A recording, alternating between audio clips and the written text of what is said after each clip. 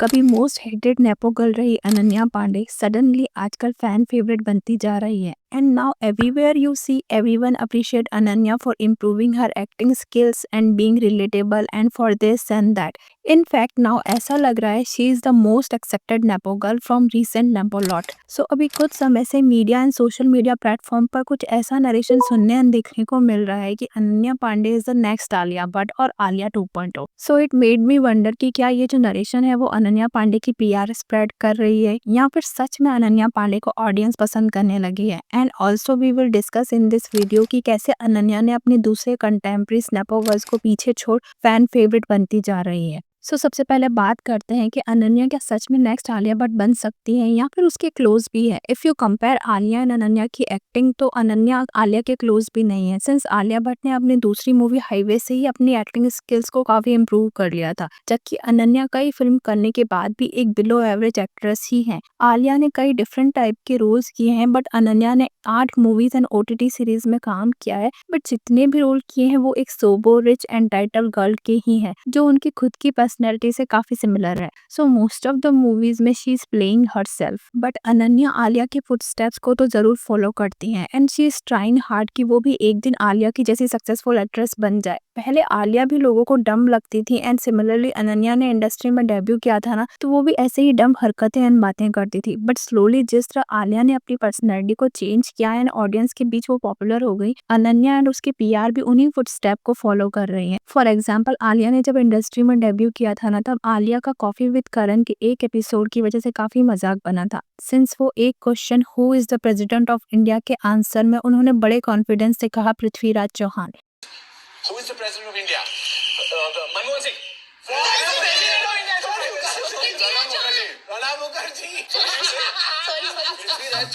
And इसके बाद आलिया एक मीम मटेरियल बन गई एंड हर जगह इसी वजह से आलिया को काफी ट्रोल होना पड़ा। बट फिर आलिया ने भी एआईबी के एक video genius of the year से खुद का ही रोस्ट करवाया एंड आलिया इस डम जोक को इम्ब्रेस करते हुए आलिया ने अपनी ट्रोलिंग को काफी टोन डाउन करवा लिया। बट कई नेटिजन्स का मानना था कि एआईबी ने आलिया के लिए पेड पीआर की है एंड सिमिलरली अनन्या ने भी अपने करियर के इनिशियल ईयर में ऐसे ही स्टेटमेंट दिए थे।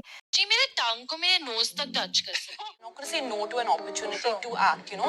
My dad has never been in a Dharma film. He never went on Coffee with Karan. And so, you know, it isn't as easy as people say it is. I think everyone has their own journey. Difference यही है कि जहाँ हमारे सपने पूरे होते हैं वहाँ इनका स्ट्रगल शुरू होता है, जिससे उन्हें लोग ट्रोल करने लगे। बट देन अनन्या ने भी उन जोक्स एंड ट्रोलिंग को इम्ब्रेस तो किया। क्या कुछ नया टैलेंट आप में ऐड हुआ है जो हमें बताना चाहेंगे हम लोगों को? नहीं, अभी इतना ही टैलेंट है।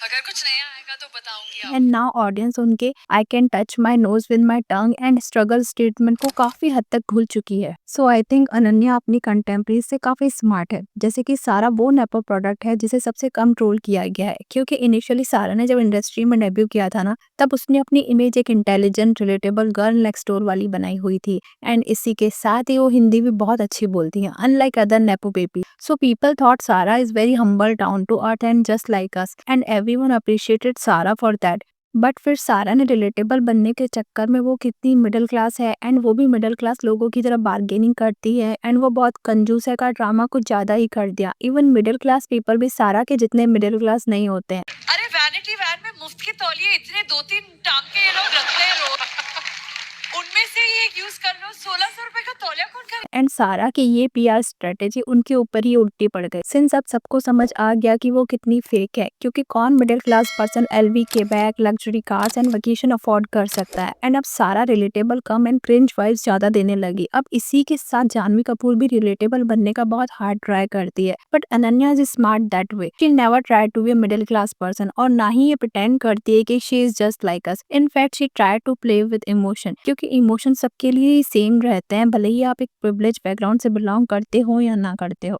जैसे कि नेहा धूपिया के शो में अनन्या ने अपना वनरेबल साइड लोगों को दिखाया। Partner didn't pick up the phone.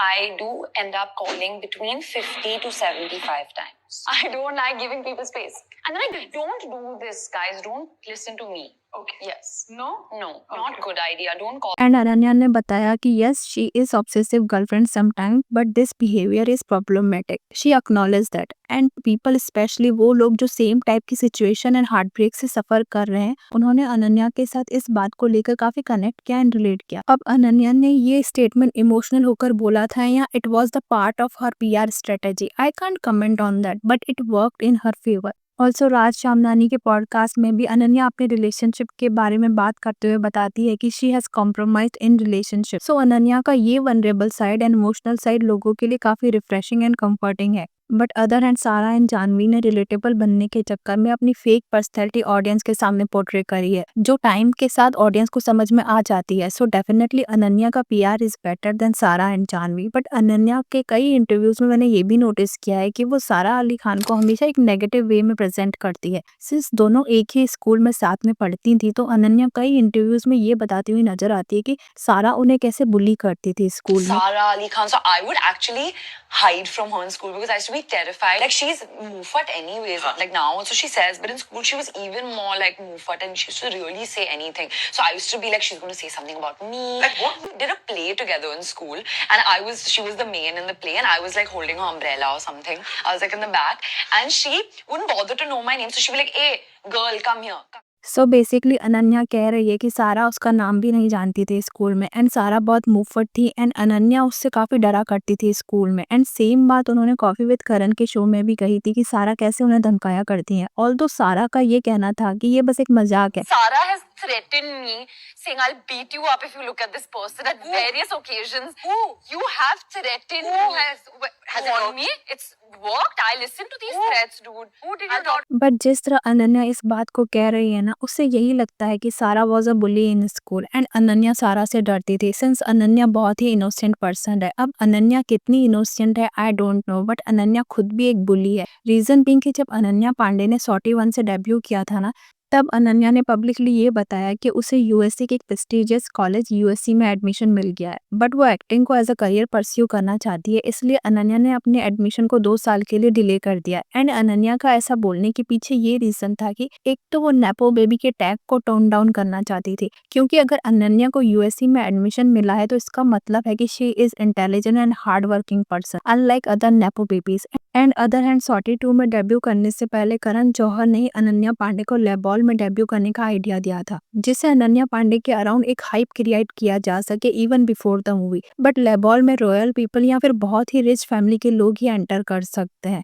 And also आप किसी प्रेस्टिजियस कॉलेज या यूनिवर्सिटी का भी पार्ट होने चाहिए। सो अनन्या पांडे ने करण जौहर एंड शाहरुख खान के कनेक्शन यूज करके लेबॉल नाम के इवेंट में एंटर तो कर लिया एंड पब्लिकली उन्होंने कहा उनका एडमिशन USC कॉलेज में हुआ है एंड दैट इज वाई उन्हें लेबॉल नाम के इस इवेंट में एंटर करने का मौका मिला। बट अनन्या पांडे की क्लासमेट ने उनके इस झूठ को एक्सपोज कर दिया सिंस USC कॉलेज कभी भी कोई भी एडमिशन को पोस्टपोन नहीं करता है बल्कि वो एडमिशन ही कैंसिल कर देता है। एंड जिस क्लासमेट ने अनन्या पांडे के इस झूठ को एक्सपोज किया था ना अनन्या ने उस लड़की को बुली किया अपनी गर्ल गैंग के साथ एंड शनाया कपूर के साथ। बट बाद में उस क्लासमेट ने अनन्या पांडे की डेटिंग हिस्ट्री को ही इंस्टाग्राम पे एक्सपोज कर दिया एंड इसके बाद फाइनली अनन्या पांडे ने सिचुएशन को शांत करने के लिए उस क्लासमेट से माफी मांग ली एंड कहा वो फ्यूचर में उसके बारे में कुछ भी पोस्ट नहीं करेगी। So Ananya herself is big bully but अपनी इस इमेज को कवर अप करने के लिए इसके कुछ समय बाद ही अनन्या पांडे ने सो पॉजिटिव नाम से एंटी बुलिंग कैंपेन भी लॉन्च किया था जब उनकी मूवी 42 रिलीज होने वाली थी। बट मूवी रिलीज होने के बाद से इस पेज पे कुछ भी काम नहीं किया गया एंड बेसिकली ये तब से इनएक्टिव ही है। बट अभी फिर से 2024 में अनन्या पांडे फिर से सो पॉजिटिव कैंपेन पे काम कर रही हैं एंड अभी वो सो पॉजिटिव नाम से एक पॉडकास्ट भी करती हैं जिसमें अब तक उन्होंने कई इन्फ्लुएंसर के साथ पॉडकास्ट किया है। एंड अभी इस पॉडकास्ट को करने का रीजन काफी क्लियर है। एक तो अनन्या यंगर जनरेशन के बीच अपनी एक sweet and relatable image portray करना चाहती है एंड दूसरा अपनी इमेज को रीब्रांड करना चाहती है क्योंकि आजकल की जनरेशन इन्फ्लुएंसर से ज्यादा रिलेट एंड कनेक्ट करती है क्योंकि वो हम में से ही एक है एंड इसी से अनन्या पांडे की रीच भी बढ़ेगी ऐसे ऑडियंस के बीच में जो उन्हें एज अ एक्ट्रेस पसंद नहीं करती।